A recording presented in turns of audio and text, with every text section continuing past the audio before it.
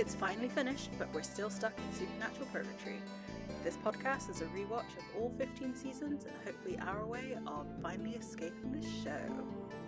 Join us once a week for a fun, informal discussion on each episode and leave comments on any specific upcoming plot points you'd like us to discuss. Yeah. So this week we are discussing faith. I'm so excited. Someone is so excited. I love this episode. I remembered everything about it. I think I've watched this episode, I've rewatched it before, just got the DVD out to watch this episode. So,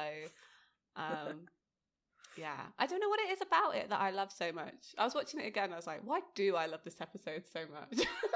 I mean, it's a really good episode. I'm not gonna lie.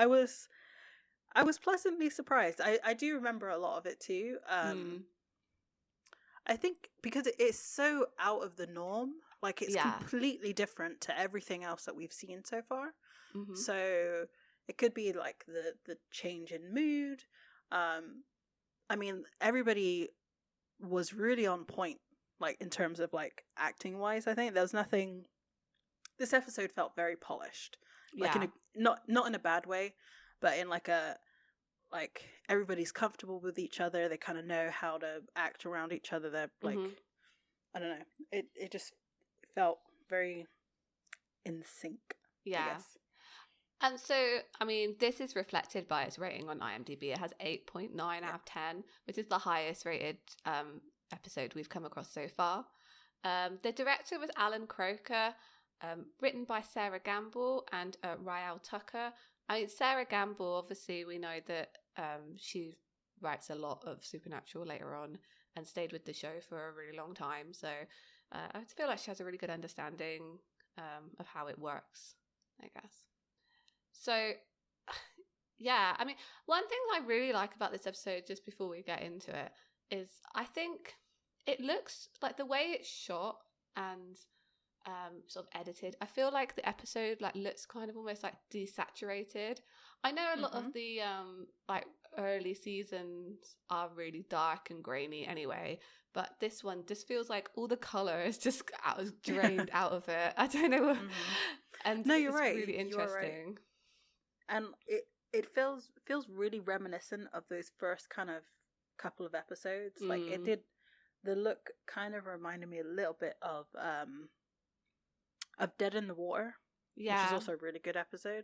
But that one felt very. It didn't feel as desaturated as this, just because there was sunshine in that episode, whereas this it was constantly overcast or at night. I think this was almost a happy accident, because part of the sort of things I read around this episode is that while they were filming it, they were basically plagued with rain. They were having to tow cars and things. I don't think they initially set this up to be this overcast and rainy, but I think that's what they got. And I think that's a good thing. I think the weather was actually on their side here, although it probably made it more difficult to film. Mm-hmm. Yeah. Oh. Sorry, I was just looking up some trivia for this episode, and actually it's Kripke's favourite episode of the first season too. Yay!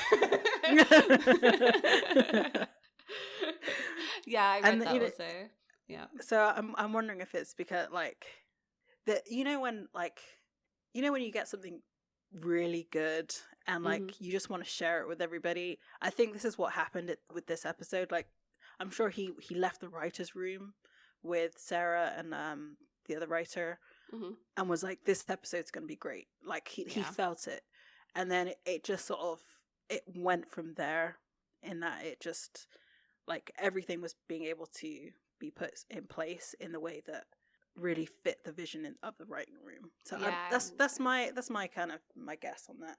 Because you could see it with Bugs, which was not his favorite episode, where it was kind of oh, this is not good. yeah. So yeah, I think the writing's really good here. So I think with that, I think should we get into it? Oh, I'm excited. Let's do it. We can. So we start we actually don't know where they are. Yeah. It doesn't give us like a little title card or anything like that. But they are pulling up to some sort of like derelict house. Mm-hmm. Is he?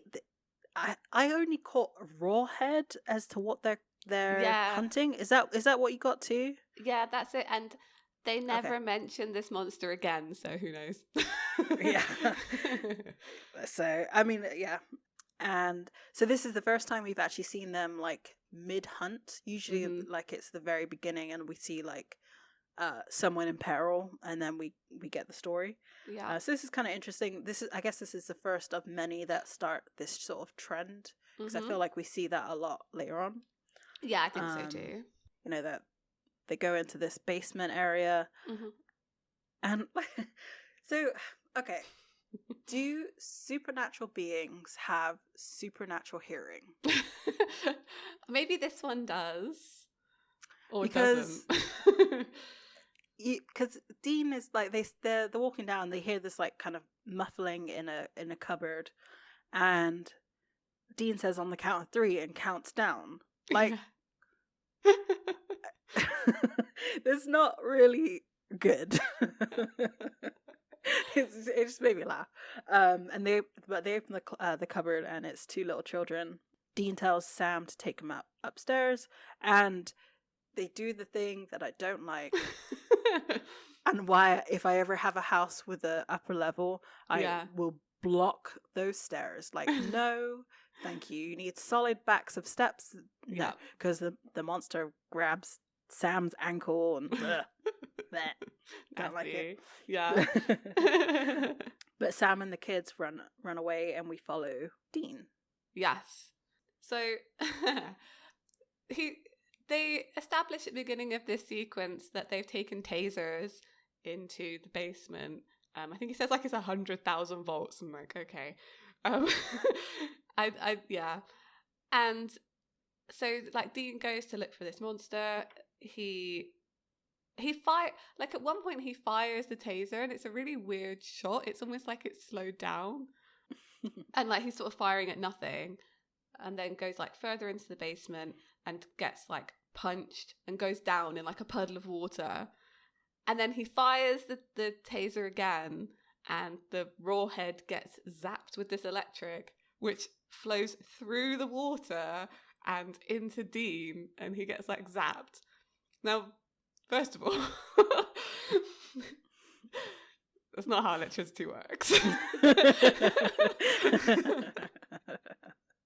No. No, it's not. No, it's not. No, it's not. Like, water's not actually that conductive. Just to go off on a little science tangent here. Water's not actually that conductive. Like, to be as conductive as that water is, it would need to be like salty, have something in it to carry the charge. But maybe it's the effect. Maybe that's the raw head's power. I don't know. Maybe it reflects damage. We don't know, because we never learn anything about this monster. So let's just go with it. Yeah. So yes, they had to find a way to injure Dean in this episode, essentially, and they did choose a stupid way. But I guess it's quite effective, and it kind of fits with the theme of the episode. Yeah. So Dean's unconscious, and he did manage to kill the monster, though. And Sam comes in, and he shouts, like, Dean! Dean! Now, okay, before we go any further, at what point did you have to take a break from this episode? Because I had a moment where I had to stop and was like, actually, I don't want to watch this anymore.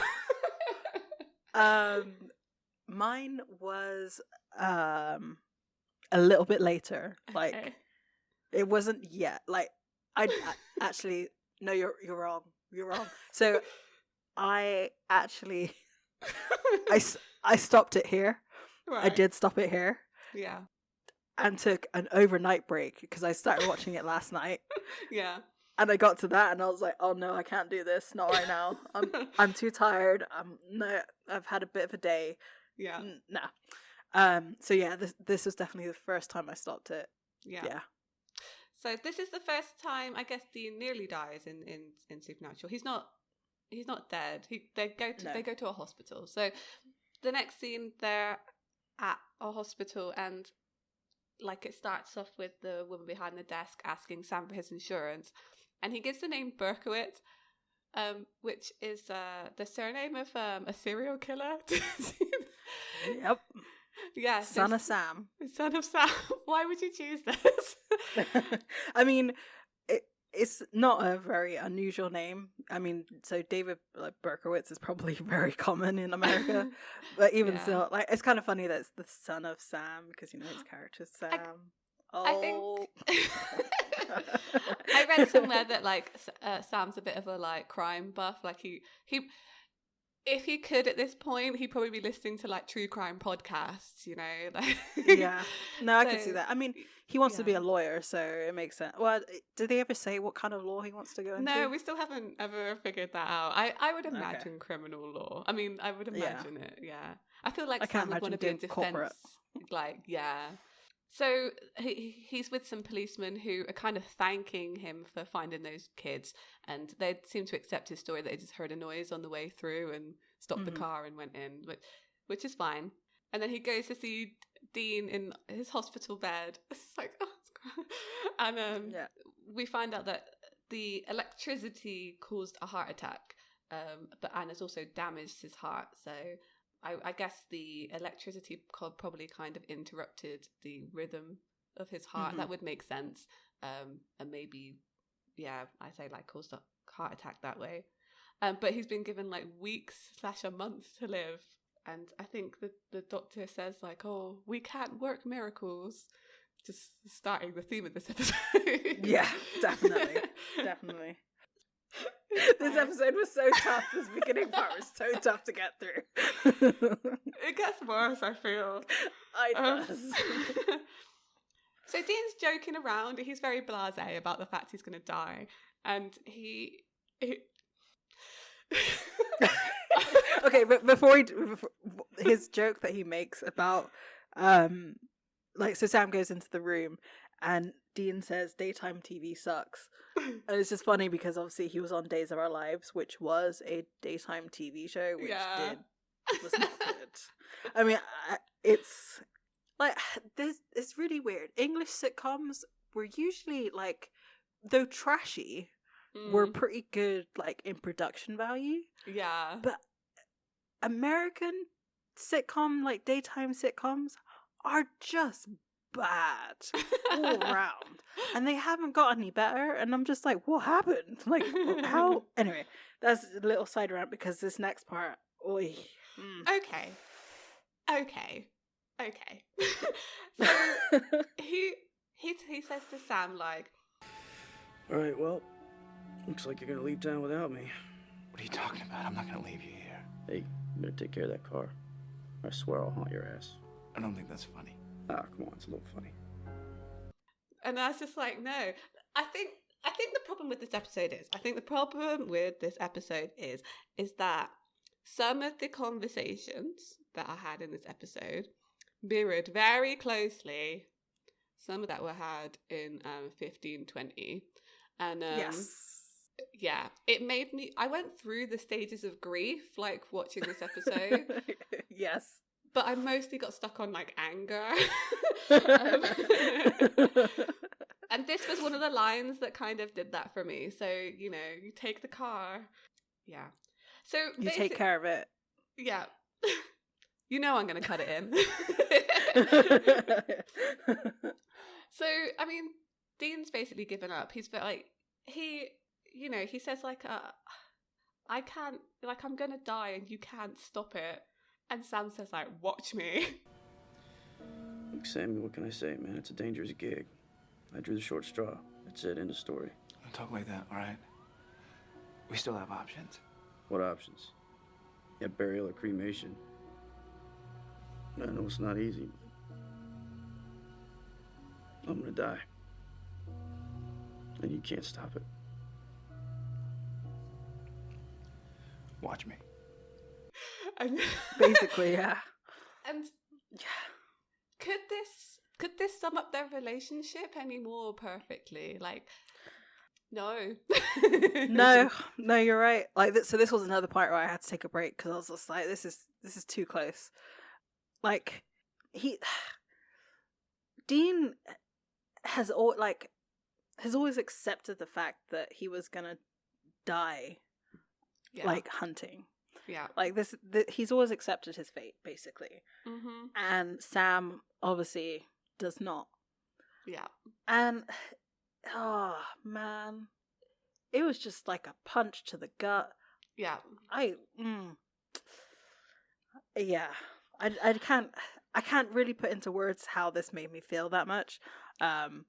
Which is kind of bad for a podcast because we kind of need to use our words. But like it was so like, so me and you have spoken about it like outside of the podcast. Yeah. About like the character development and stuff like this. Mm-hmm. And this episode proves what we've been saying. Yeah. Or especially what you've been saying to me as well. That basically nothing changed. Nothing changed. The thing is, it did. Like, just to talk about the finale just a little bit, because this does mirror it very closely. Like, just a little bit, is that there was character development through the seasons. Like, yes, there was. yeah. I feel they absolutely. were getting to a different place than where they are in this episode. Mm-hmm. And then in the finale, it mirrors this so closely. You're like, what happened to it? What happened to all that character development? Like, what happened to it? Because this is the same. This is the same thing that's happening. Yeah. 14 years later. Yeah. And it was the same. Yeah. And that's why this episode is bad, because the finale is almost... It's ruined this episode for me. And this is one of my favourite episodes. And it made me kind of mad to watch it and think, oh, well, nothing ever changes. This is the same.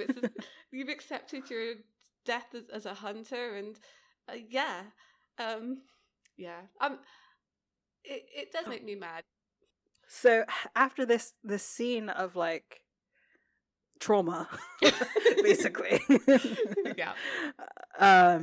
we see Sam he's surrounded by like kind of alternative medicines and different articles about like faith healing and chakras and stuff like that. And he's on the phone with John, basically explaining that like, your son is dying. Where are you? Which they kind of left that out. Like, they really did. They never come back to that. You know, the fact that like, you're trying to avenge your dead wife, but your son is dying, and you're not gonna even like get communication. That's like, kind of he doesn't show up in this episode. Like, he doesn't. Nope. He doesn't show up. He doesn't phone call. Nothing. I do wonder, maybe Sam downplayed it too much. Like, he did kind of try at the end, like, oh, it's all going to be fine. Maybe that was it, but still. But they don't know the things we know, right? So don't worry, because I'm gonna do whatever it takes to get him better. Still. And then there's a knock on the door, mm-hmm. and like, his sort of demeanor changes. Is like, who could be that? I wonder if he thought maybe it could have been John. Oh, like, man. Yeah, probably. I don't know, because we don't know if that's like the first phone call, so yeah, that wouldn't make sense. Anyway, but it's actually Dean at the door. And again, he makes another joke, said, I'm not going to die at a hospital when the nurses aren't even hot. Yep. And basically Sam calls him out for it. It's like, I can see through you're joking, you're not actually okay at all. Mm-hmm. And Sam has found a guy, like he's used their sort of makeshift network to find an alternative way to heal Dean, which... He says at this point he's found a specialist. Specialist, that's right. Yeah. Yeah. He's very vague. I guess it was on purpose. Because of, you know, the reaction that we see in a little bit. And so this is where, like, Dean says, you're not going to let me die in peace, are you? And Sam responds, no, I'm not going to let you die, period. And that also is another... is the series. This is the entire series. I know. It's weird that I mean, this episode is interesting because I think this is the one where you see that Sam isn't as involved in this like codependent relationship as much as Dean is, right? Because I think we already know by this point that if the roles had been reversed, Dean would definitely be doing everything he could to save Sam. But I think until you get to this episode, you wouldn't have known that maybe Sam would be as invested. No, you're right. You are right. It did feel a little bit like.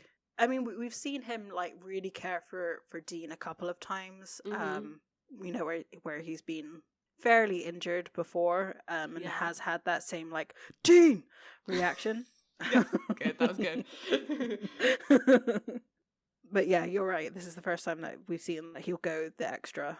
We know that like Dean is definitely all into family, and like I think back to Bugs where, you know, he was talking to the kid like, you know, in 2 years you're going to turn 18 and you can get away from your family, and like now he's saying like, so I guess it reaffirms what was like with Sam accepting being a hunter, like in the last episode. Yeah, definitely. They like one thing they did do a really good job of in this episode is make Dean look sick. You don't see it a lot actually. They're generally pretty healthy through all these like seasons. They don't really get sick otherwise unless they're injured and like bloody. But I don't like the makeup was good. So his like face is quite pale and dry. He's got like dark circles around his eyes. But I think the clothing choices in this episode are really good. Like you don't often see Dean wearing like a hoodie with a jacket on, and I think those extra layers just made him look like kind of a smaller and a bit like iller. It's almost like they switched outfits really, because like Sam's usually the one with a hoodie and like a jacket, but this time he just had like a raincoat on for the majority of this episode. Yeah, they did. I think I really like the styling choices in this episode. I think it was really nice. Yeah, actually. Okay, so they turn up at a really muddy fields, like I said about the rain in this episode. Like, if you watch it back, it's really muddy. They must have had a really hard time with all those cars, especially like the Impala, which is quite a low to the ground car. And there's a big tent and sort of like religious signs around, and Dean's kind of pissed.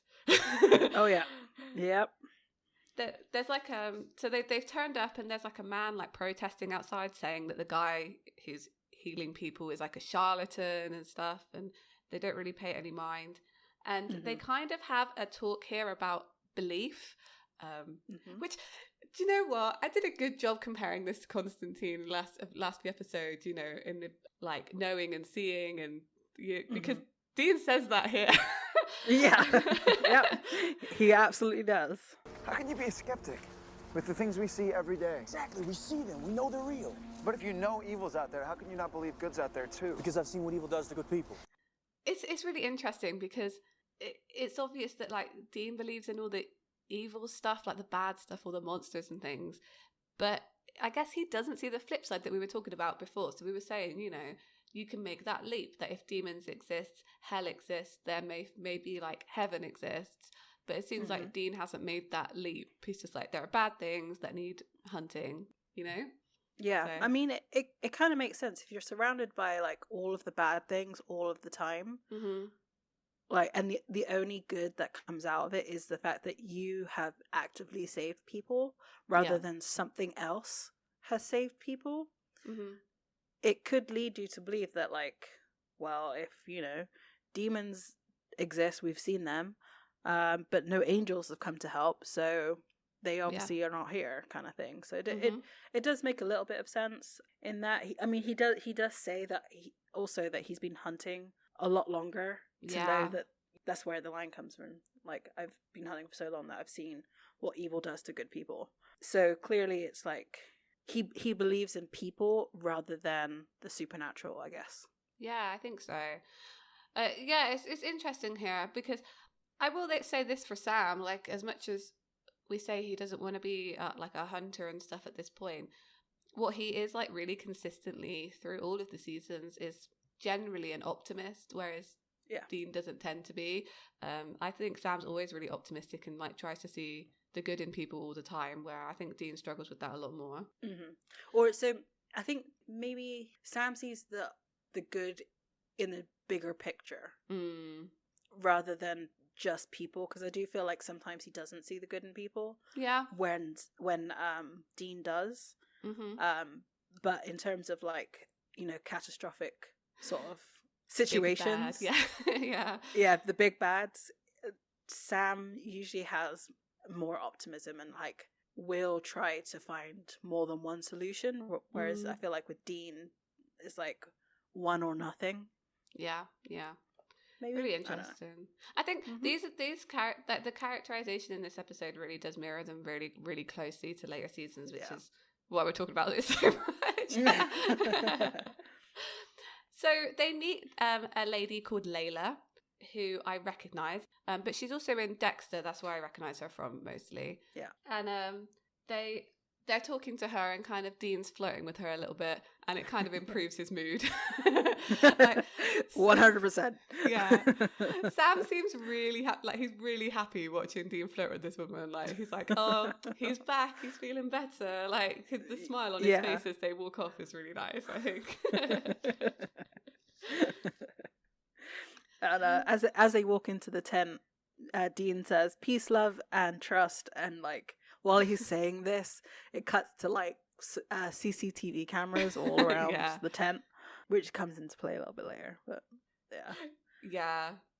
And like this next little sequence, I don't know, just again, the brotherhood of them definitely shows a little bit more in this one. Because like Dean wants to sit at the back of the tent, and like Sam's like, no, let's go up front. And he's like, get off me. I don't know. There's something about it just made me laugh. And so they find the perfect seat in the second row. Like they sit directly behind Layla and her mother. Yes. So the thing is, like, I think you could read way too much into this episode with how much like biblical stuff they're talking about here. Whereas I do think in the context of this episode it makes sense, and maybe not so much can be related to later things. But there were a couple of lines said in this sequence where I was like, ooh, is that some foreshadowing I see? Like, so essentially the pastor is a guy named Roy. He's blind, and he is like preaching to these people, and Dean makes like a quip about like getting people's wallets or something, money, and he gets called out by this pastor. So although he does say sorry, like he's quite like contrite about it. He's like, oh, you know, I'm sorry. He also tells this guy his real name as well, which I thought was interesting. He could have just made a fake name up. So he gets called up, and like Dean's like, nah, it's all right. So there was a little bit of a dramatic zoom on this, but I feel like it was the beginning of one, because it starts and then it suddenly cuts to the pastor, and I was like, oh, I wonder if like they were going to go for it and decided, nah, this is not the episode to do a dramatic zoom. not in the traditional sense anyway. There's a little bit of a different one later on, but so he refuses to go up on stage, and it's kind of, I don't know, there's something about it that like, because obviously Dean is not a believer. He's already sort of established that even in the sermon that was happening, and it kind of makes sense that he wouldn't want to go up. He obviously knows that like it's too good to be true, I guess. And you know, it's I don't even know what really kind of convinces him in the end. Does Layla say something to him? I think it's a combination. I think Sam's really pushing him to go up as well.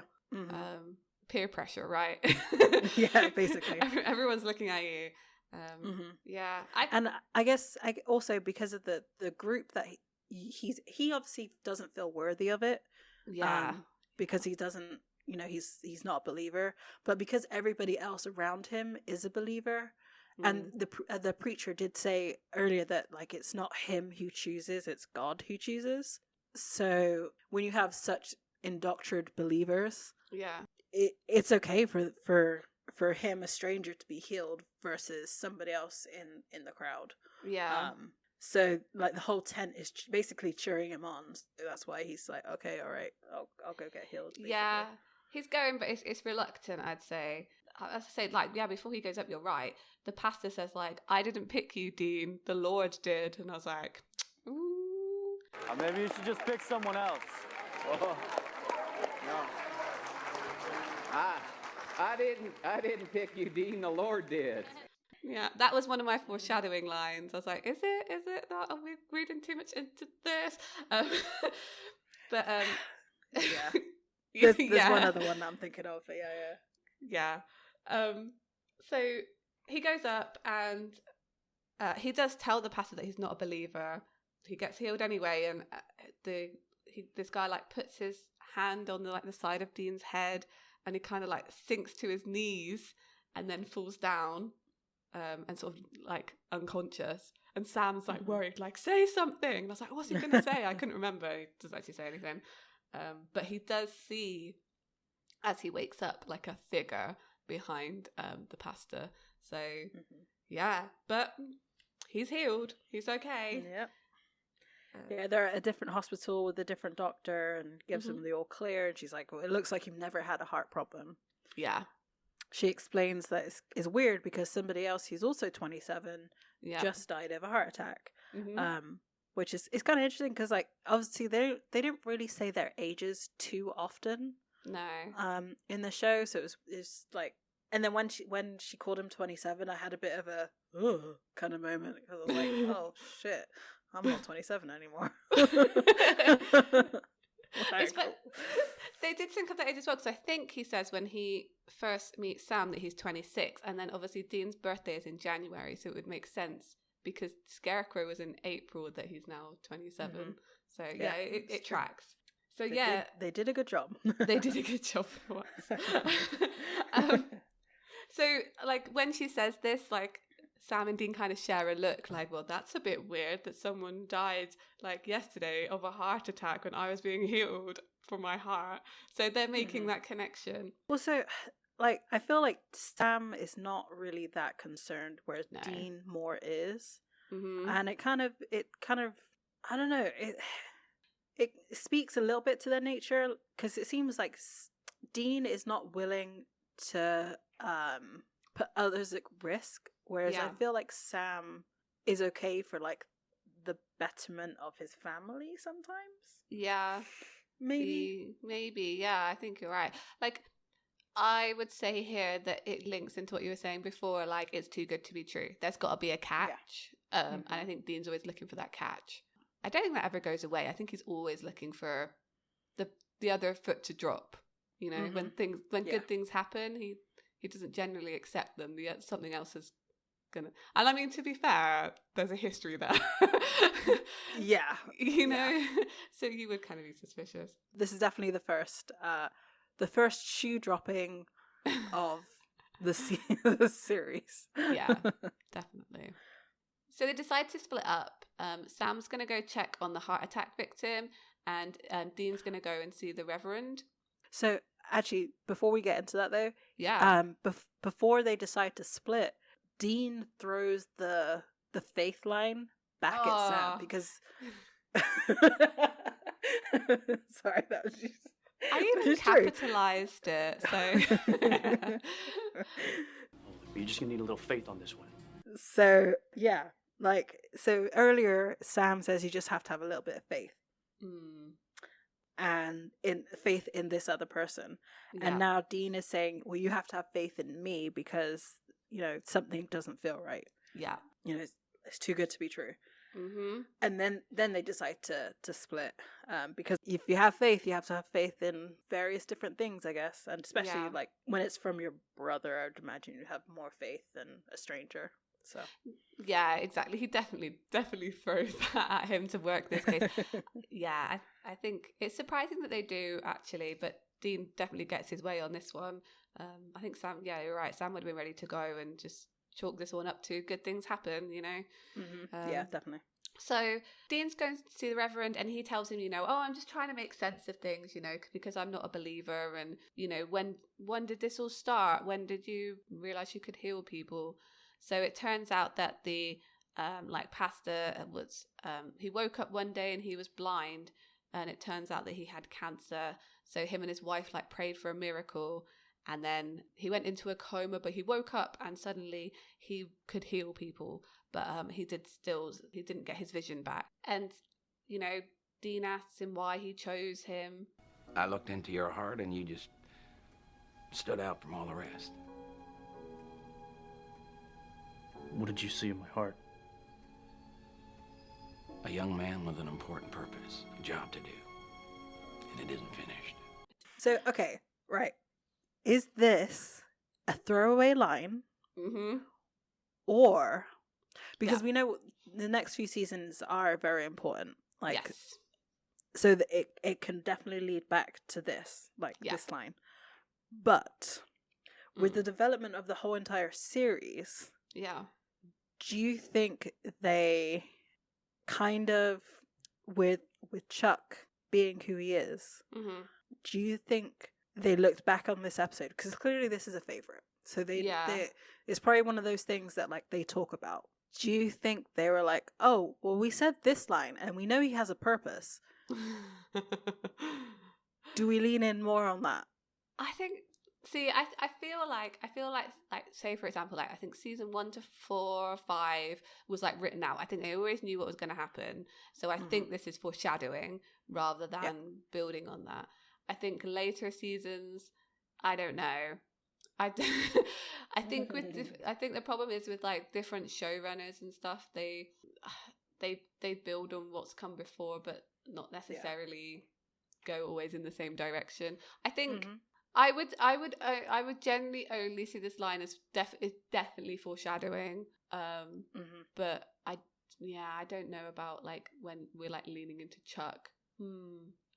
It does play into the fact that like it was very lucky that he was chosen from that audience of people. The luck factor is definitely there. I don't know. I like this line, and it is one of those ones that would only stand out, I think, on a rewatch as well. Yeah, definitely because it's not something that because so much happens between now and like when his purpose is revealed, in terms of the 1 through 5, 4 or 5, that you're not going to really remember this line. I like that kind of stuff where you kind of notice it on the second, third rewatch, you know.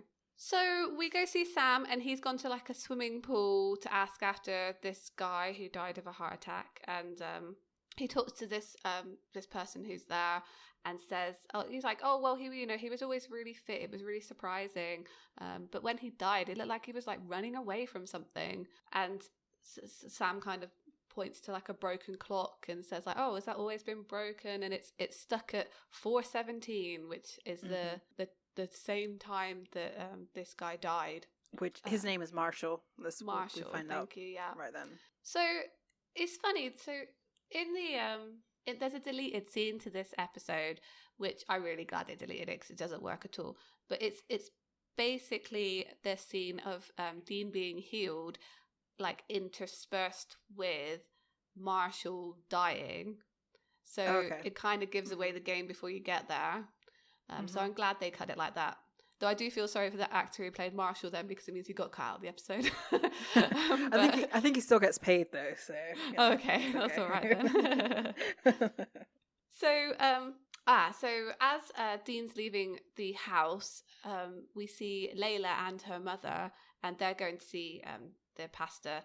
They're kind of asking like why they haven't been chosen.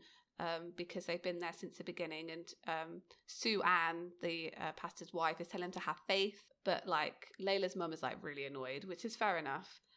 So Dean kind of asks what's wrong, and it turns out that Layla has a brain tumor that's inoperable, and she's got about 6 months to live, so it's a pretty dire situation. I said here that like Dean seems like genuinely sort of sad and like sorry about this, but Layla's like, oh, it's okay. She seems much more She's almost in that situation that Dean was at before he got healed. She seems kind of accepting of her fate at this point and kind of going along with what her mum kind of wants her to do with this faith healer, I feel. So there was something about this little scene that made me like irrationally angry. Not at Dean, not at Layla, but the mum. Yeah. Because like she says like, why do you get healed, like why does your life matter more than my daughter's? And it's this whole like holier than thou like thing. Yeah.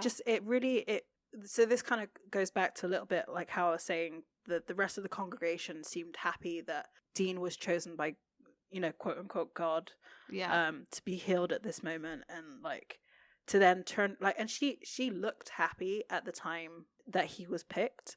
I mean, granted, like him coming back is probably not the best feeling, but like at the same time, just because you've prayed and just because you've done more than everybody else doesn't necessarily mean that you can get more than everybody else. Yeah, definitely. It's not an entitlement. Like, you should do it because it feels like the right thing to do for you, not because you're going to get something out of it. Exactly. Yeah. So I think that's what kind of entitlement rubs me the wrong way, I guess. I think if you mirror her to Sam, because they're kind of in the same situation, right? They have a loved one who's like, in a difficult situation. I think it kind of shows the different ways of dealing with that, right? She's very much like righteous anger about, Dean getting chosen over her daughter, whereas I don't think Sam would have been in the same position if they hadn't like chosen Dean that day. I can't see that for his character. Yeah, no. He probably would have just looked for the next thing. Exactly, yeah. Which it's not a great coping mechanism either, but no, definitely not. But I mean, it's definitely understandable because obviously, it's understandable if you have empathy, because I can imagine that it's very difficult to see your daughter like knowing that she's dying and there's not anything you can really do about it beyond have your faith in someone who, and I guess because it's been shown that this person can do the things that you're hoping for. Yeah, obviously there's a little bit of like desperate hope because she's been I guess technically she has really been unfairly denied this miracle, but at the same time, like, you don't know the other people who are in that congregation, right? Right. Yeah, exactly. So yeah, it's a tough one. It really is. Like, you kind of understand her, but also kind of see that she's maybe acting a bit unreasonably. It's a tough one. It's nuanced, It's one of those things. Definitely. So, I mean, the next scene is one of the greatest scenes in Supernatural, because not so much because of how it's filmed or anything, but because of the music and that stuff. So Dean arrives at the motel and they kind of catch each other up on what's going on. All the people that have died in the town match the people who have been healed in the way that they've died. Like, they've died of the things that the people who've been healed have. Yes, exactly. So they're saying that they're trading lives. I do have to say, like, I know we've pointed out when Jensen's been really good at acting. Here, I feel like Jared did a really good job. Yeah, I agree. Up until this point, he's been very, again, optimistic and jovial and, like, trying to be happy. But as soon as we see him in this motel, you can see, like, his tone has changed. And he is absolutely remorseful. Like, he says, I didn't know. It made me like it did pull at my heart a little bit. I was really distressed. I agree. The like 180 shift that he does in his character here, from being like really pleased that this worked and like really driven to being kind of, I guess it's almost realizing like the consequences of his actions. I don't know. It's not really his fault. He's definitely blaming himself, but it is not really his fault. You see it on his face and the way he's kind of acting. He kind of like pulls in on himself a bit, like, doesn't stand as straight and stuff. Yeah, I think he does a really, really great job here. So, like, while they're sat in this motel and talking about all of this stuff, just in the background, the intro, the guitar intro to Don't Fear the Reaper, although they haven't said it yet, all through this scene, from when they start in the motel, it's kind of starting, which and it's just very quietly in the background, and I love it because that's one of my favorite songs. I like, since I was a teenager, edgy teenager, I've loved that song, and I've definitely clocked it straight away. And I think a lot of people who watch the show who are fans of like classic rock as well would have been like, what? So Sam kind of asks like, well, how is Ray like doing it? Dean says like, well, he's not, something else is. There's only one thing that can give and take life like that. And he kind of pauses dramatically. I love this scene so much. We're dealing with a Reaper. There's only one thing that can give and take life like that. So it cuts to like a woman running through the woods, and we kind of seen her throughout this scene. It like keeps flicking back and forth to her, but she's suddenly like running from a Reaper. I know you're not appreciating this if you're watching it on Netflix, but just YouTube that scene. So I mean, there's something about you explaining it with the music really does make sense, because of the way that they shoot this is also very different for what they usually do, because it's like it's cutting between 3 scenes. There's the runner, like we see the runner for like a split second before she's being chased. Then it's them explaining what the monster of the week is. Yeah. What the monster is rather. And it's also cutting between there's another sermon going on. Yeah. And he the preacher is not quite at his like healing stages, but like he has this move where like he puts his hands together, like rubs his hands together, lifts them up to the sky, and then he puts one hand on the person's like face or head or whatever. So like it goes from runner, motel, he's doing the sermon and he's getting ready, and then it goes again, runner, motel, he's then like putting the hand on the person, and then it then concentrates just between the 2 scenes. We no longer have Sam and Dean because they've announced what it is. Yeah. So we then see the actual scenario like take place. The runner is now running away from the Reaper, which is very cool looking. Yeah. We'll get into that in a minute. So she's running away, like looking back, and then she turns around, he's right there. And then so the Reaper puts his hand on her face and it's almost on the I want to say it's on the opposite side, but I think it's maybe just like whichever side works for camera. Yeah. I don't want to say exactly that's what's happening, but it would be cool if it was the opposite side. And then we cut back to the sermon, and the Reaper is now there. You see Roy's hand on one side of the ill person, and the Reaper hand on the other side. He's healed, and he's like, I can breathe. But he doesn't say that. He just looks like he can breathe. Yeah. So I do have a question. Yeah. When does the music cut off? Do you remember? I think that this has like an ad break at the end of that sequence. Okay. So I think it just stops there. Right. I think there's like a cutout. Oh. So, I mean, the cinematography in this is great. So when the Reaper like kills somebody, like all the color drains from their face and they go kind of blue. And I thought that kind of linked really nicely to like the almost like desaturation of this episode, how all the color seems to have like drained out of it. I don't know, I love a bit of symbolism sometimes. Like... yeah, no, I didn't make that parallel, but yeah, that's really good. Yeah. It's great. Go watch it again, guys. Watch it with the music. I just do it because it's one that like it's one of the best. Yeah, I'm very excited to go have a look for it. Let's see. So we come back, I guess, after an ad break, and we see Sam and Dean kind of like they're discussing Reapers and what they are. One thing I did note here, and this is a bit of a random one, and someone's going to please correct me on this. The place they're sat to do this research, doesn't it look like really like Bobby's kitchen? Like, am I just being crazy? But they could very well have. I honestly don't remember Bobby's kitchen, and I don't really remember like the way it looks. I might just be being crazy. So when we get to Bobby's house, I'll be like, oh no, I was wrong. But I wrote it down. That was the thought that came to me. Like, it really looks like that. So they've got these pictures. Like Sam's looking at a picture of a Grim Reaper, and Dean's holding one of the 4 horsemen of the apocalypse in his hands, which is famine, as they're researching this. Mm-hmm. So, like, as they're researching it, though, I was like, how does Dean know so much about Reapers? Good point. And, like, I'm wondering if it's maybe, like Mary related, maybe? I don't know. But, I mean, it doesn't really make too much sense that it would be, because there isn't... Because, I mean, I guess they would chase anything that would kill something in an unnatural way. So a Reaper would definitely be up there of, like, potential weird ways to die, I guess. So just because he does know, like, you know, how did he clock it was a Reaper that, you know, that is the only thing that could give and take life? Yeah. Like... I wonder if it's because...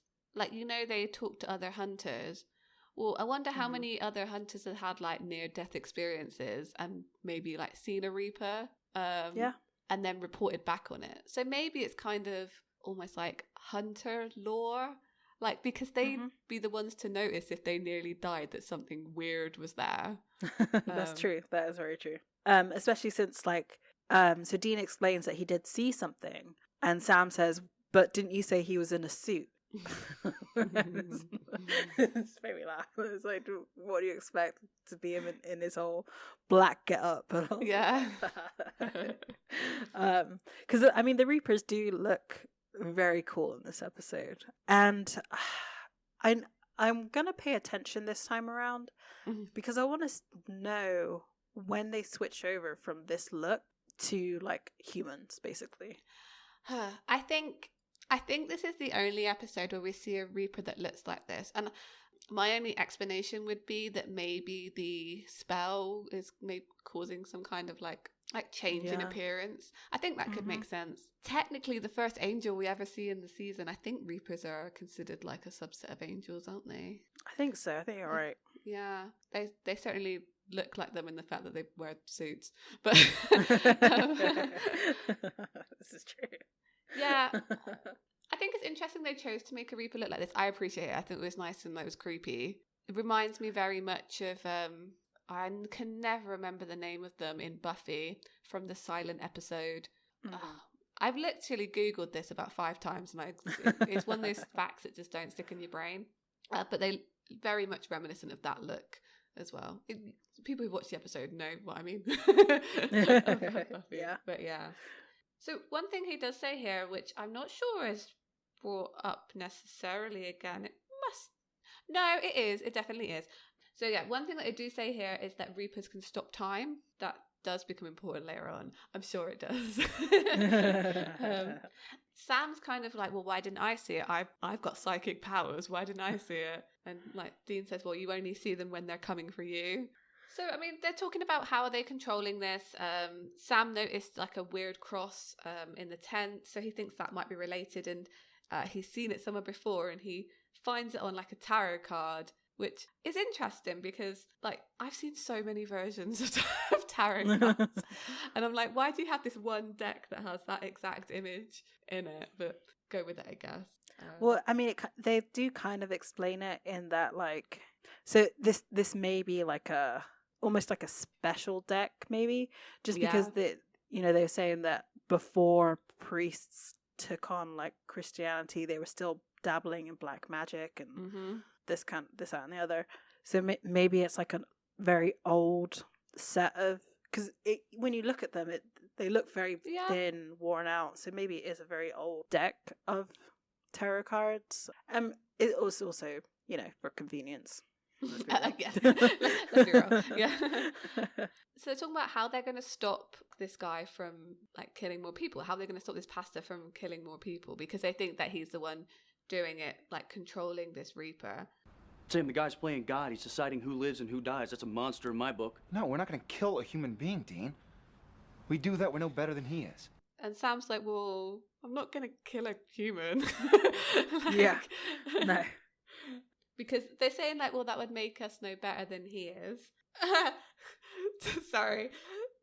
Dean says here, can't kill Roy, can't kill Death. Any other ideas? And I was just like, college boy, yeah. Yeah, I know, but he says he can't kill Death, and like, can't you? Can't you? So they're essentially, anyway, they're going to break the spell instead. Rather than trying to kill this pastor, they're going to try and break the spell that he's got on this Reaper. So they return to the preacher's house, and I guess that makes sense why they would put a tent right outside the house, but like, really, you couldn't. People are paying you. You're not going to build like a nice little like driveway anyway.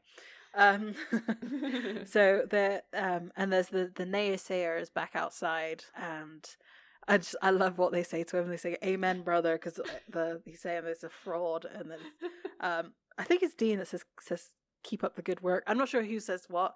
Maybe it's Amen, brother from Dean, and Sam says keep up the good work. But it's just like, it's funny, like a little bit of a throwaway, but like it's drawing your attention to the person.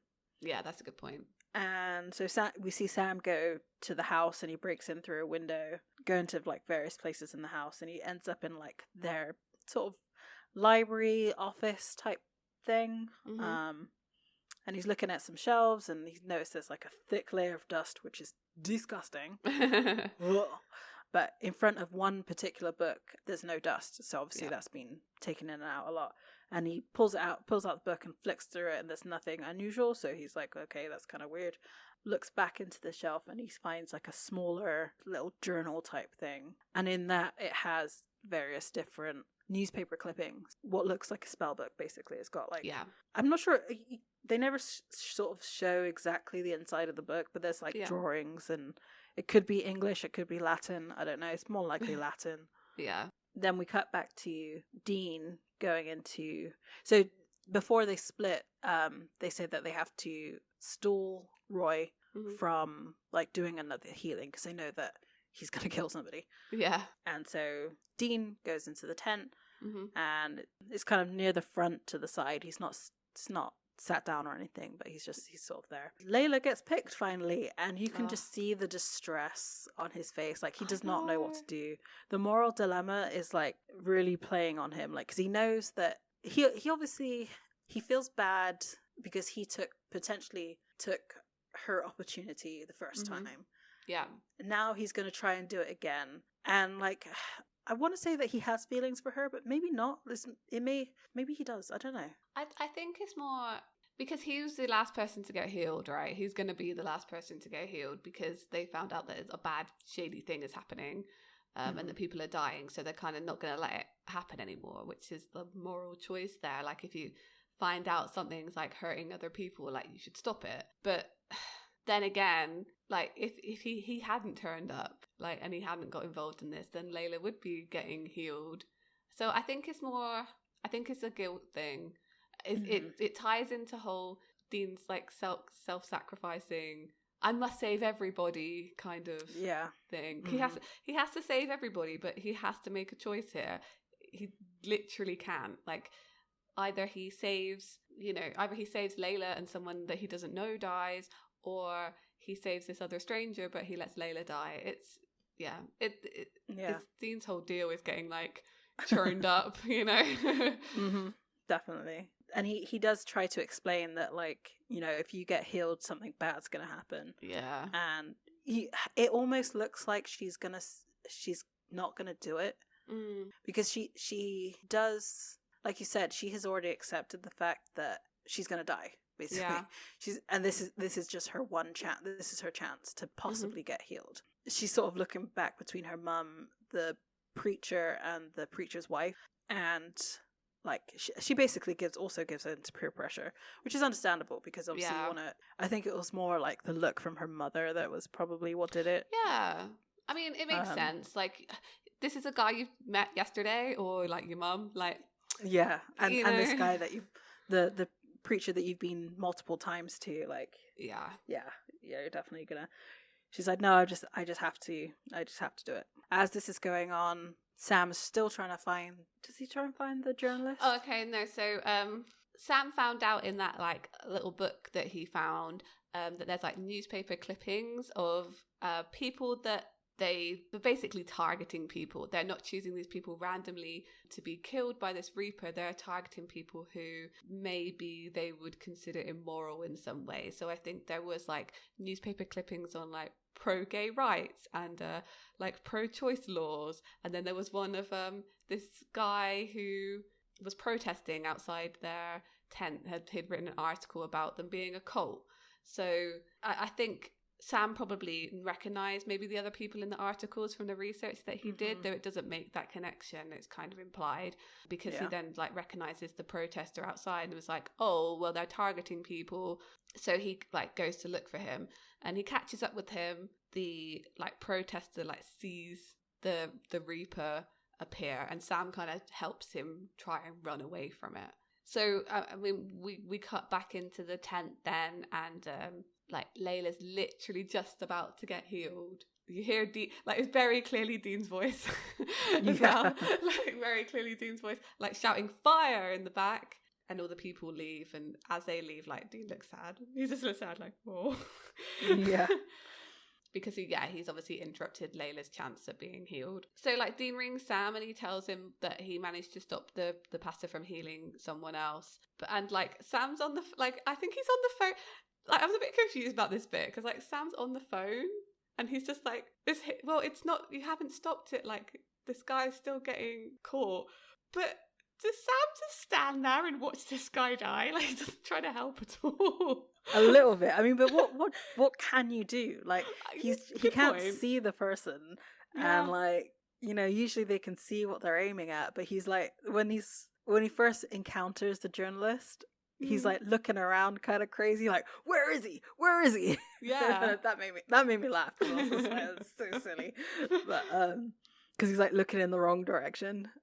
Which. I mean, you know, the pastor's blind. Oh, anyway. Too much. Looking too much into that one. So yeah, I mean, what do you do? Like, I don't know. He was kind of like flailing on the ground, and I guess it looks like he's flailing against something invisible. Maybe I expected Sam to, like, I don't know, try and bat it away or something. But he just stands there on the phone like this guy's like, watching all like him go blue and weird in the face.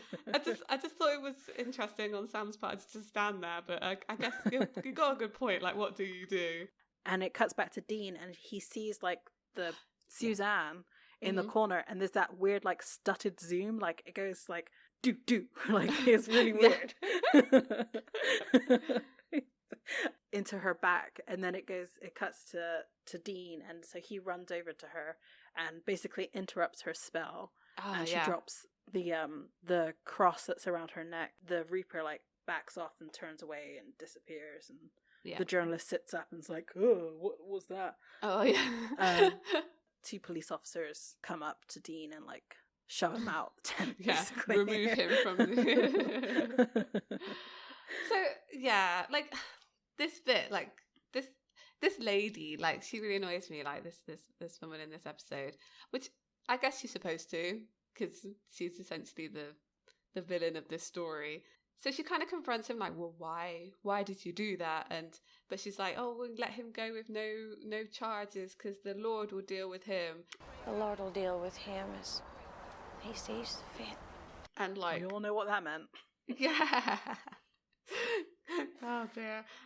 So yeah, it's I think it's about that kind of what you were saying earlier, like that holier than thou kind of thing. Like, she's acting like she's way better than him, like so above him. I don't know. It annoyed me a little bit.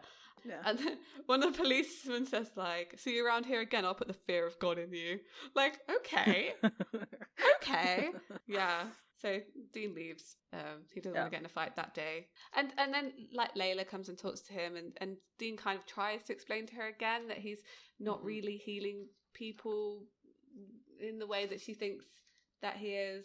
But he doesn't actually tell her anything, really. No. He just says that he wishes he could explain, which I guess, to be fair, she's not got long to live. Does she really need to know about the supernatural at this point? Probably not. You know, probably not. I think Dean's making a good choice there. I mean, she does leave him and says like, I wish you well, which is a bit passive aggressive, but I think she meant it. And like Dean says like, well, you deserve it more than I do. Like, again, come on, self-sacrificing. Like, just take your good thing and yeah. They're back in the motel. Basically, they explain that like Sam's gone through the book and explains that there's this spell, and they have to, like, it was created with a black altar with all this evil stuff like blood and human bones and stuff like that, and destroying the altar might not completely stop the spell, so they have to. And then so Dean explains, well, when she dropped the cross, the Reaper went away. So they know that they have to destroy the altar and destroy the cross, and that should completely break the spell. I thought there was a really interesting line here where they're talking about this like altar and stuff that's made of all these gross things. To cross a line like that, a preacher's wife, black magic, murder, evil. Desperate. Dean says it sounds like desperation, or like it sounds desperate. And you just think about all the things that they've done for each other, and you're like, they definitely crossed that line a few times. Oh yes. Oh yeah. Like they put the fate of the world over. They chose themselves over the world on multiple occasions. Yeah, I think so. Like, yeah, I mean, yeah. That's kind of what it boils down to. Yeah, I mean, I wonder if this is, it's interesting here. I wonder if this is the case where Sam started maybe getting a little bit more interested in like magic and things, because I reckon he definitely keeps that book once this is all finished. So I do wonder about that. Yeah, I mean it makes sense because of what he is currently going through. They haven't really explained any of what's happening right now. He's made sort of passing mentions of it, but clearly he must be doing some research into what's like going on with him. Yeah. So you would definitely do the research to find out like what is happening to you, whether that's, you know, then continued interest. I don't know. So they've got to go back and stop this because, like, as they left, Dean overheard that they're going to do like a private session for Layla to heal her. So someone else is gonna die again. Like, you know, if they don't stop it tonight. Again, I put like Dean is conflicted. Like maybe he feels like he shouldn't have been picked over Layla.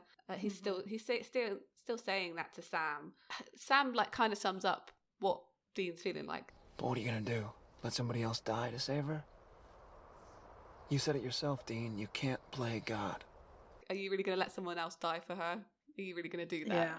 You know? And he says to him, like, you can't play God. And I think you see Dean come to a decision. Like, he's decided, like, okay, no, we're going to stop this. Which is, yeah, I think it's nice. It's nice to hear them more, like, moralizing almost, like, actually making that decision and talking it through. I like that kind of stuff in TV generally. Like, I don't like it when you just see characters make a decision for the sake of making it. Like, have those conversations, especially when it's difficult decisions like this. I think it's definitely. And this is like, though this is obviously outside the realm of ever being possible in reality, the concept is not. You know, the idea of sacrificing somebody else is not always the best thing to do. Yeah. I don't know. It's very interesting. It's like the lady said in the last episode, like, the needs of the many outweigh the needs of the few. Yes, but not always. Right, exactly. And it all depends on the way that you achieve that. Exactly.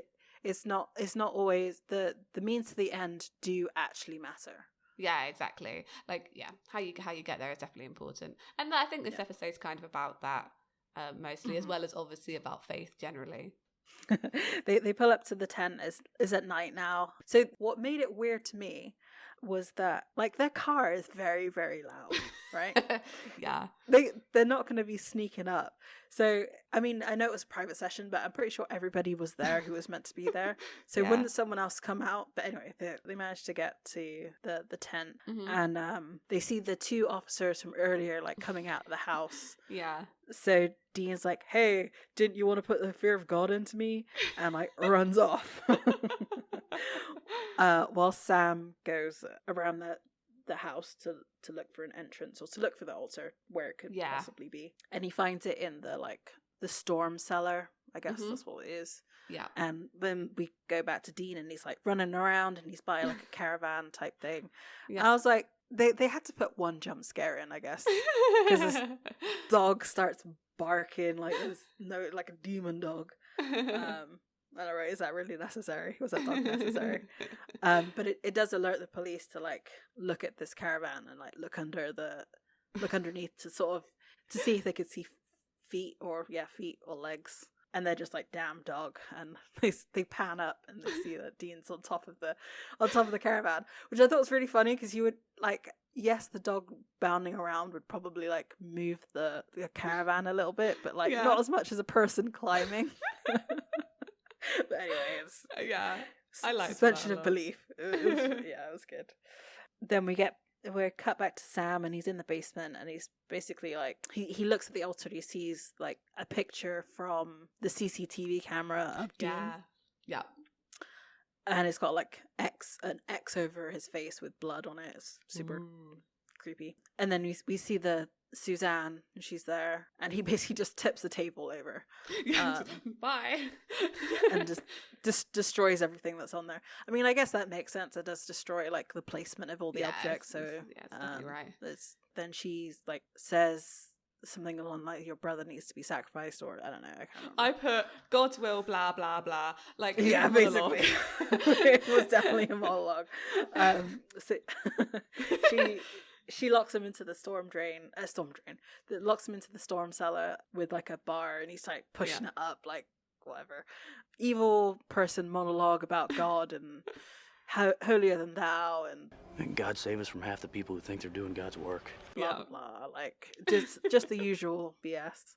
I guess Sam might have clocked that there was a window somewhere, because he turns around and like finds something to knock to knock out the window, and I guess he gets out that way. So like while he's trying to get out, we see Dean like outside still, but all the lights start flickering and going out, and I think his watch stops as well. Did I make that up? I may have made that up. I mean, it wouldn't be wrong if it did.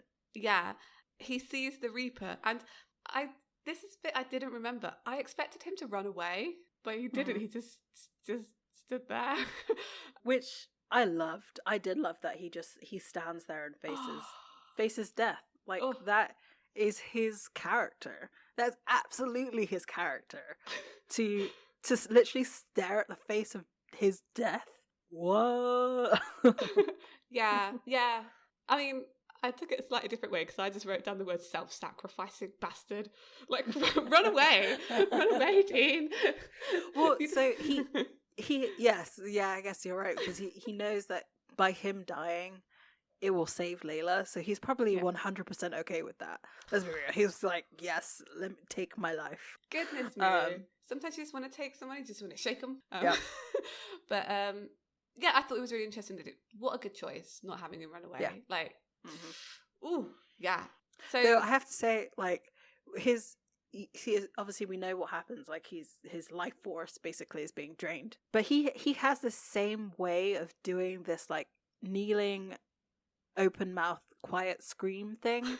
Yeah. That kind of continues on, because the way he was doing that reminds me of when he becomes a vampire for like a second. Yeah. And I was like, huh. There's a lot of times in this show where Dean's kneeling. Like, I think there's a few, and you're right, he goes down the same every time. Yeah. But I mean, it's anyway, action choices. And so we come across the Suzanne, who's outside the tent this time, and she's casting her spell. And Sam comes up behind her and basically rips a necklace from her neck. I just find it so funny. He's just like, to use a word that I'm way too old to use, just like yeeted it onto the floor. I don't even know what that is. Yeeted?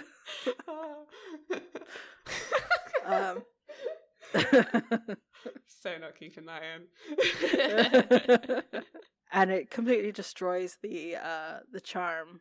And like so we're cutting between a lot of things that are happening, because we see the whole sequence again with the pastor or preacher almost healing Layla, but then when the charm is broken, you see like she's got like a smile on her face, and then suddenly like there isn't anymore. Like she can tell something's not right anymore. Yeah, exactly. Which actually we didn't mention this earlier, but Dean does explain how he felt as he was getting healed. So it makes sense that she could feel something happening and then suddenly, like, it stopped. It's interesting that to her, obviously, it felt good, whereas to Dean, he says that it felt, like, wrong. Yeah, you know, I guess he's more in tune almost because of experience, so, like, how, like, supernatural things feel when they kind of touch you. I don't know what I'm trying to say there. Yeah. No, I do know what you mean, yeah. Yeah, that does make sense.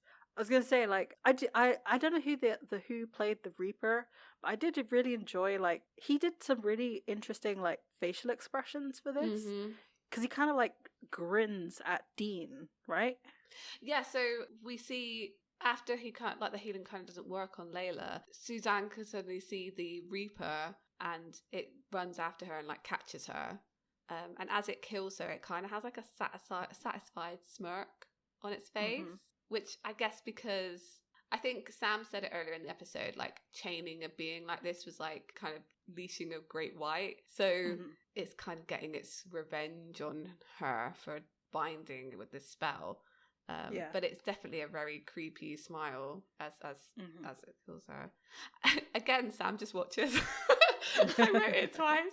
Like he sees her run off, and obviously, like the Reaper's going after her, and then he just kind of stands there. Yeah, but I mean, we've already established that though he doesn't agree with killing the bad people, he's probably not that interested in saving her either. Yeah, I think it feels like the thing is, you're right. Again, what's he gonna do against this invisible force that is basically death? Like, what do you do? They don't know how to. They don't, I think, know how to kill a Reaper. So they even said you can't kill death. Earlier in the episode. So I guess the Reaper's free now. They don't obviously kill the monster of the week in this episode, but they kind of put it to rights, I guess. Once this has happened, like Sam and Dean meet back at the Impala. You okay? Hell of a week. Yep. So back at the motel, they're kind of talking again, like about that again, sort of moralizing over this. So Dean's kind of asking if they think they did the right thing, and Sam says, like, of course we did. Like, he's really making Dean feel better in this situation, and I do think Sam believes it. I think he feels like they did do the right thing. I think Sam feels like although maybe he feels guilty about it, I still think he feels he did the right thing in getting Dean healed. And they did the right thing by sorting everything else out, stopping these other people from being killed. So I think Sam kind of feels like a job well done here, although he probably does feel guilty about how it played out. What is it? We did the right thing here, didn't we? Of course we did. It didn't feel like it. I mean, so he does say, like, earlier that he didn't know, and at this point he doesn't have the experience that Dean has, that we've spoken about. So the whole "it's too good to be true" thing needed to be proven to him rather than like just instinctively knowing. Yeah, this is probably a little bit of him like trying to make up for his mistakes, like Sam trying to make up for his mistake as well as trying to make Dean like feel better about it, because it really wasn't Dean's choice. Like, Sam didn't tell him where he was going. Yeah. Made him go into the service, and then like, he got chosen.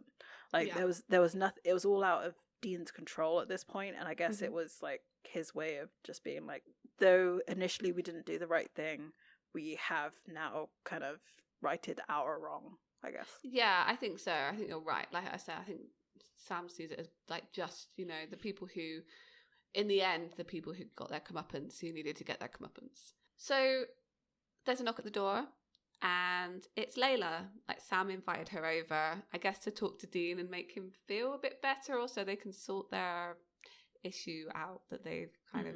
There's obviously something between them.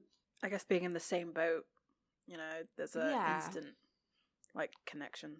Exactly. So Layla said she did go back again and see Roy, but nothing happened. So obviously his power is gone. We know why, and they know why, but it's kind of tough for Layla. And Dean's sorry that he said it's like he's sorry that it didn't work. Yeah. Which, I mean, this for Layla's ending is actually her not knowing, like, so Dean not really explaining in the first place was actually a really good thing to do.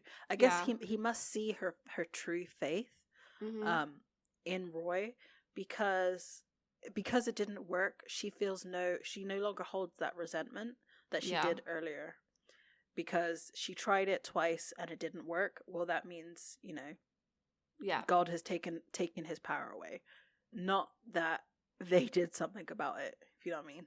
Yeah, exactly. Yeah, she doesn't link those two.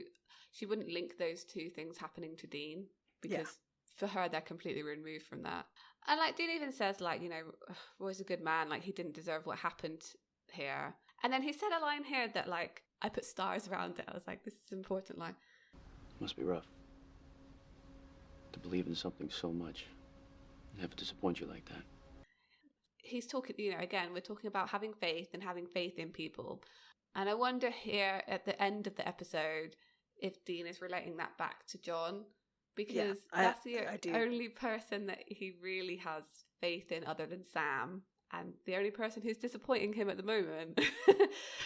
Right. Well, even in the last episode, Sam blatantly says, "How can you have so much faith in the man?" Yeah. Yeah. So he probably is starting to question a little bit, his faith, his blind faith in his dad, who has consistently let them down at this point. When he reached out for help, there was no help to be given. Yeah. And then the next time that they do speak, it's just to tell him where to go. It's not even like a normal conversation. Nope. Not asking are they okay or anything. It was just orders. There's no way when John spoke to Dean in that conversation, he was asking him anything personal about himself, because Dean was really yes sir, no sir. Exactly. And I wonder here if Sam told him that he'd left messages for him. I don't know if Sam would have done or not, because he didn't turn up when he was dying. Right. So, yeah. Yeah, that's kind of insane. But so...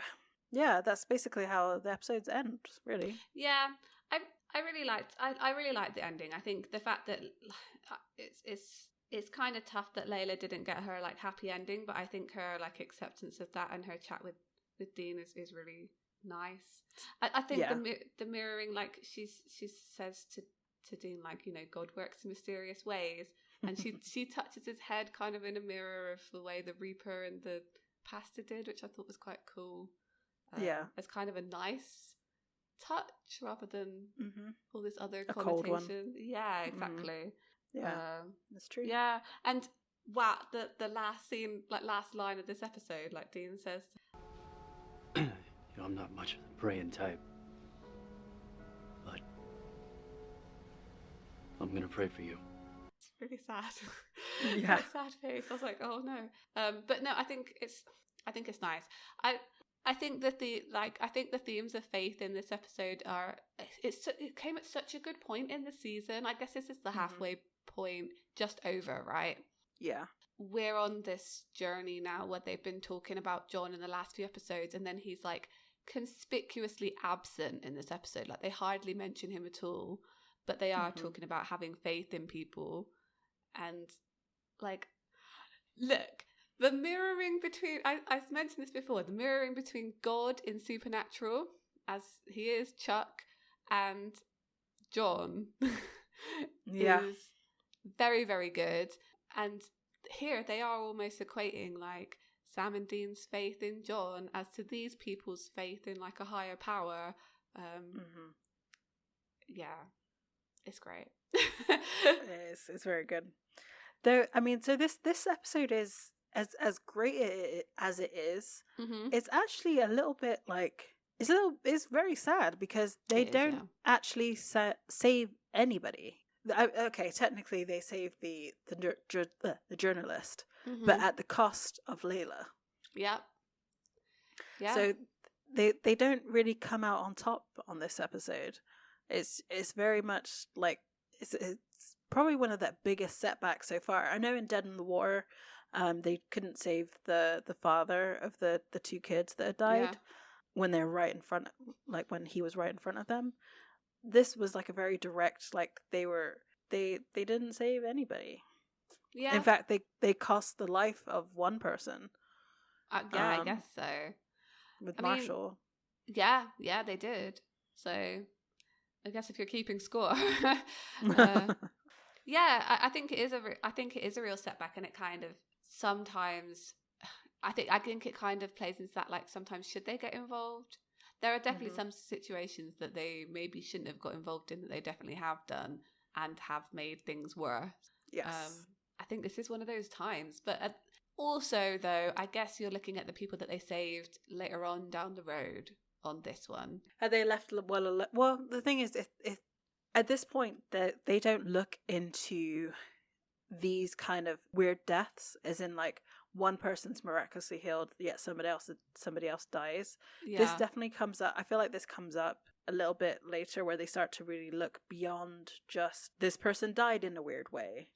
Their heart was missing and their blood was drained. They start to look beyond that and start to look more into correlations. Yeah, definitely. So I think if they hadn't found this kind of like supernatural way, they may never have found these other ones. Yeah, definitely. I think, I mean, we see that when in Scarecrow, like Dean's saying like, oh, it's really like, sign of an experienced hunter to make all these patterns, like see these patterns in this stuff. So I guess it comes with time and experience to look past those kinds of things. And they definitely probably wouldn't have picked up on this case if it wasn't for that. Because even the hunter they got the information off hadn't made that connection, because he told them, oh, there's this guy healing people. Well, he told Sam, go check it out. So they might have thought there was something weird there, but they didn't seem to have made a connection that other people were dying. So yeah, I mean, this definitely ends on a very sad tone, this episode. Yes. But I think overall, it's such an interesting episode in terms of like their characters. It's worth watching again. Like, yes, I'm glad definitely. That I did. As frustrating as it is to see all that character development get flushed away, yeah, it's gone. I mean, yeah, I'm sure this will come up again, and this is very common conversation. Yes, though I feel like it's usually at the end of this, like at the end of the season, rather than like midway through. So but we'll see. Yeah, I love this episode. One of my top episodes. I think, when we get to the end of each season, maybe we'll have a look back and I might change my mind, but we'll see. Yeah. This is definitely up there with, if you look outside of their like joke episodes, it's one of those good ones. I definitely agree. Cool. So what's the next episode, Annabelle? So the next episode that we're going to be watching is Route 666. It's episode 13 of season 1. I vaguely remember this. Just looking at it quickly, it does not look promising. Is this the one with the racist truck? Yes. Oh. Yes, it is. Okay. Well. Yeah, it is this one. So, and it goes through, so we went from an 8.9 to a 7.4. Ooh. Whoa. Yeah, that was a very big drop in ratings. Wait, that's lower rated than Bugs now. Yeah, right. It looks like. Well, so I'm wondering if it's a little bit of like hindsight as well. Yes, so. Because I'm fairly certain this is not going to age well. Yeah, me either. If we were going to skip any episodes, I'd skip this one, but at the same time I don't, because I kind of want to see how bad it is.